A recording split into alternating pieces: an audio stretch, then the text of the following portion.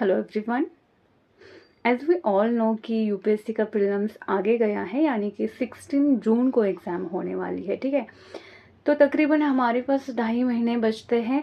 तो इन 2.5 महीनों में हमें किस तरह से प्लान करना है, किस तरह से जो सब्जेक्ट है जिनका हमारा पढ़ाई नहीं हुआ है तो उसे हमें टैकल कैसे करना है। ठीक है, तो अभी एक स्टूडेंट है, उसका कमेंट था कि मेरा हिस्ट्री का, साइंस एंड टेक का और ऑप्शनल का पढ़ाई नहीं हुआ है और इसे मैं कैसे पढूं या फिर किस तरह से मतलब इसे कवर कर लूँ। ठीक है, तो सबसे पहले तो ये बात है कि आपको टेंशन नहीं लेना है, तो सोच के डिप्रेशन में भी नहीं जाना है।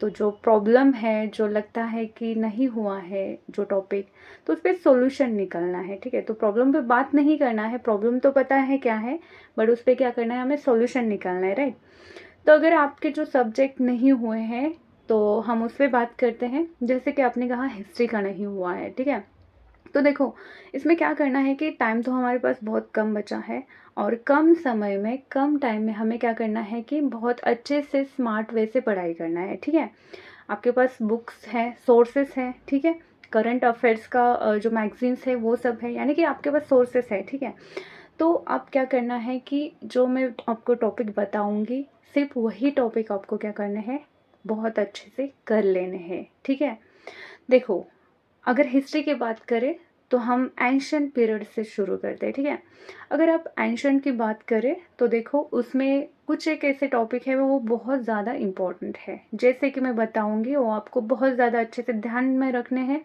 और आपको क्या करना है, उसी उसी टॉपिक को ही बहुत अच्छे से पढ़ना है।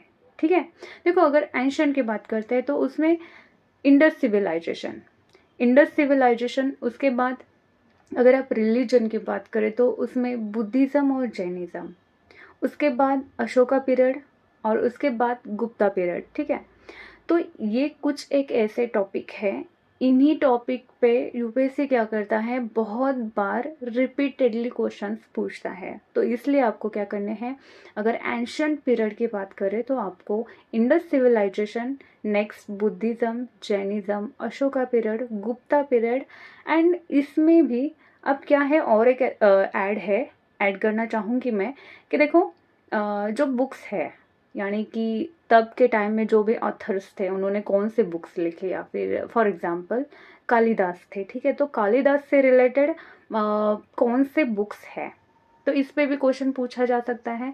तो आपको क्या करना है, बुक्स, ऑथर और ये जो मैंने टॉपिक्स बताए, तो ये टॉपिक आपको क्या करना है, बहुत ज़्यादा अच्छे से और डिटेल में पढ़ के जाना है। इस पे क्वेश्चन एक ना एक तो ज़रूर आता है। ठीक है, अब नेक्स्ट हम मूव करते हैं मिडवल पे। ठीक है, अब अगर आप मिडिवल टाइम की बात करें तो इसमें देखो बहुत बार क्या होता है कि टर्म्स पे क्वेश्चन पूछे जाते हैं। जैसे कि अरगट्टा टर्म किससे रिलेटेड है। ठीक है, तो ये ऐसे कुछ टर्म्स होते हैं या फिर कुछ वर्ड्स होते हैं, उनके मीनिंग आपको पता होनी चाहिए, तो ये करना है।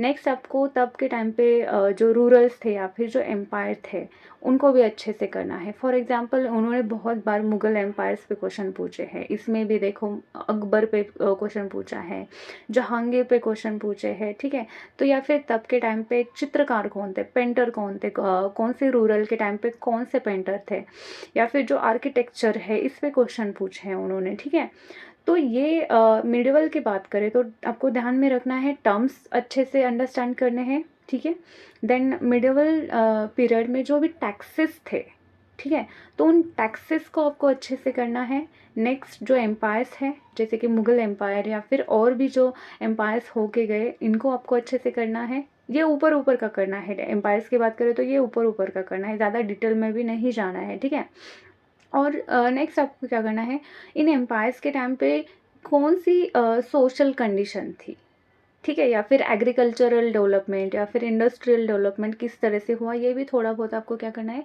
ध्यान में रखना है। और नेक्स्ट क्या करना है आपको, पोर्ट्स जो है, यानी कि हम जैसे बोलते हैं बंदरगाह, तो ये आपको अच्छे से करके जाना है।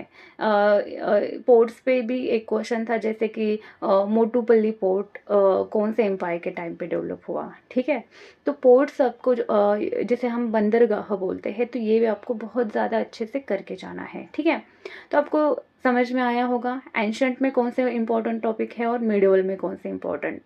अब देखो हम मॉडर्न हिस्ट्री की बात करते हैं, ठीक है। तो मॉडर्न हिस्ट्री में कौन से इंपॉर्टेंट टॉपिक है वो हम समझते हैं।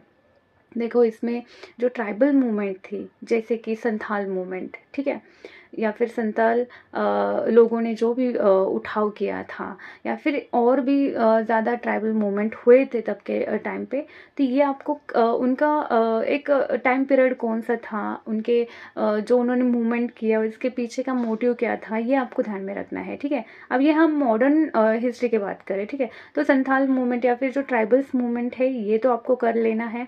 नेक्स्ट आपको क्या करना है, जो कमिटीज़ थी, जैसे कि फॉर एग्जांपल बटलर कमेटी, तो इसमें क्या करना है कि जितनी भी सारी कमिटीज़ फॉर्म हुई थी उनके नाम और वो किससे रिलेटेड थी ये कर लेना है। नेक्स्ट आपको क्या करना है, एजुकेशनल रिफॉर्म्स जो भी हुए थे, जैसे कि हमने बहुत सारे चार्टर एक्ट लाए और उस चार्टर एक्ट्स के द्वारा हमने क्या किया, बहुत सारे चेंजेस किए, ठीक है। तो आपको क्या करने हैं, जो एजुकेशनल रिफॉर्म हमने लाए वो भी कर लेने हैं, ठीक है। नेक्स्ट आपको क्या करना है, ब्रिटिशर्स ने जो भी टैक्स लाए, फॉर एग्जांपल रैटवार सिस्टम, ठीक है। तो जो ब्रिटिश पीरियड था या फिर मॉडर्न हिस्ट्री का जो पीरियड है तब कौन से टैक्सेस थे ये भी करना है आपको।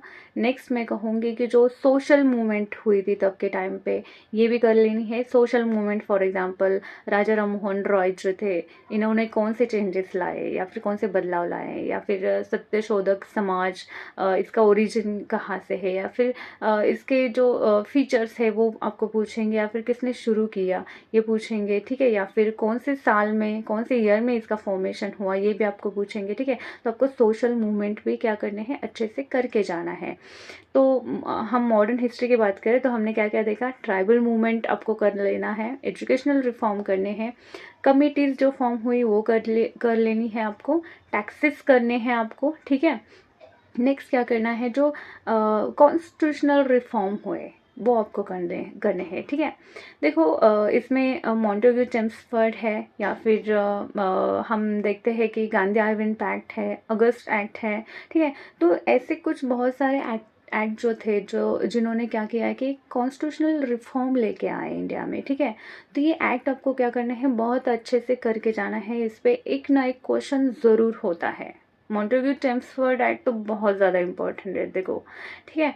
तो ये आपको कर लेने हैं। नेक्स्ट मैं कहूँगी कि आपको क्या करना है, जो इंडिया फ्रीडम स्ट्रगल पीरियड था, ठीक है, तब कौन सी मूवमेंट हुई थी, जैसे कि स्वदेश मूवमेंट है, भारत छोड़ो मूवमेंट, ये दो मूवमेंट बहुत ज़्यादा इंपॉर्टेंट है। स्वदेश मूवमेंट और भारत छोड़ो मूवमेंट, ये दो मूवमेंट बहुत ज़्यादा इंपॉर्टेंट है, ठीक है।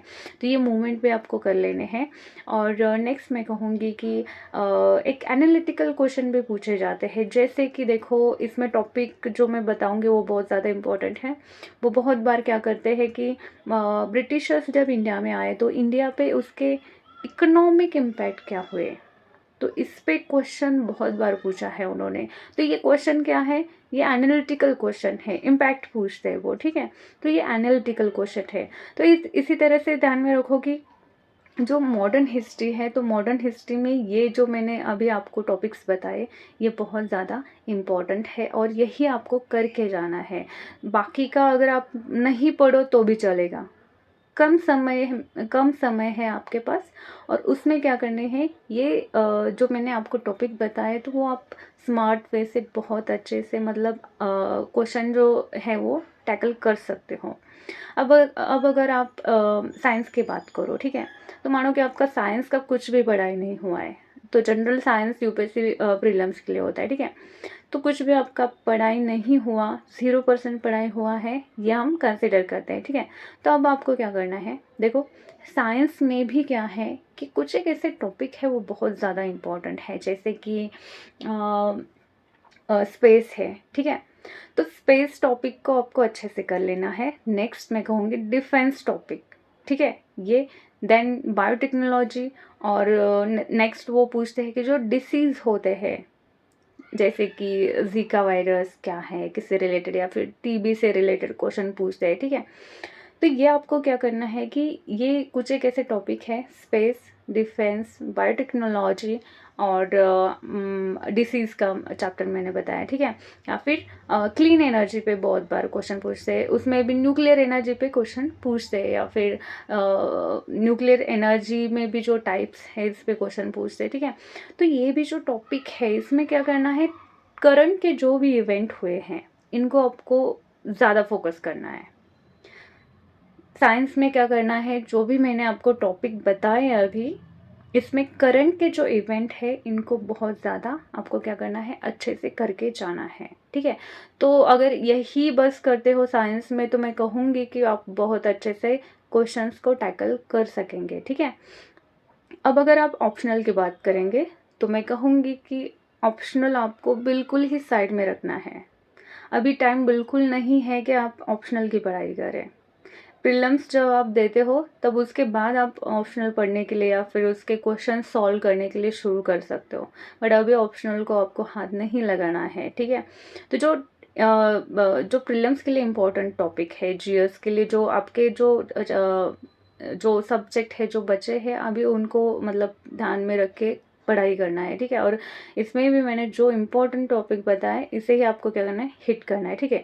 देखो ध्यान में रखो कि कोई भी जो मतलब जो भी स्टूडेंट या फिर टॉपर भी मैं कहूँगी कि जब एग्ज़ाम के लिए बैठते हैं या फिर एग्ज़ाम देते हैं तो मुझे नहीं लगता कि सबका सब कुछ पढ़ाई हुआ होता है, ठीक है। कुछ ना कुछ हमारा बच जाता है, ठीक है। तो इसमें क्या है ना कि हार्ड वर्क के साथ आपका स्मार्ट वर्क भी बहुत ज़्यादा इम्पोर्टेंट है। कई बार ऐसे क्वेश्चन आते हैं यूपीएससी प्रीलिम्स में कि हमने कभी कभार वो पढ़े भी नहीं होते, तो हमें लगता है कि ये इतने सारे तो सोर्सेस मैंने पढ़े, तो इसमें मैंने ये क्वेश्चन क्यों नहीं पढ़ा, ठीक है। तो इसलिए कई बार ऐसे कन्फ्यूजन हो जाता है, हमने जो सोर्सेस यूज़ किए थे उसी पे हमें डाउट आने लगता है कि यार क्यों, क्या हुआ है, ऐसे हमसे क्या छूटा है कि ये क्वेश्चन मैं टैकल नहीं कर पा रहा हूँ या नहीं कर पा रही हूँ, ठीक है। तो ध्यान में रखो कि यूपीएससी को कोई चेज़ नहीं कर सकता, ठीक है। तो आपने जो भी सोर्सेस यूज़ कर रहे हो उस पे से जो भी आपने टॉपिक पढ़े हैं या फिर अंडरस्टैंड करा है उस सब्जेक्ट को, उस नॉलेज को आपको अप्लाई करना है। यानी कि जो भी क्वेश्चन आया है उस पे क्या है कि एज इट इज़ तो इंफॉर्मेशन के साथ किसी भी सोर्स में जो इंफॉर्मेशन दिया है एज इट इज़ क्वेश्चन उस पे तो नहीं आएंगे, ट्विस्टेड क्वेश्चन होते हैं, ठीक है। तो इसीलिए उस चीज़ को आपको अंडरस्टैंड करना है। फॉर एग्जांपल क्लाइमेट चेंज पढ़ रहे हो तो क्लाइमेट चेंज को आप अंडरस्टैंड करो, बुक्स से सोर्सेज से अंडरस्टैंड करो, तो फिर उस पर किसी भी एंगल से वो क्वेश्चन ट्विस्ट करके पूछे ना तो वो आपको सॉल्व करना ही है मतलब, ठीक है।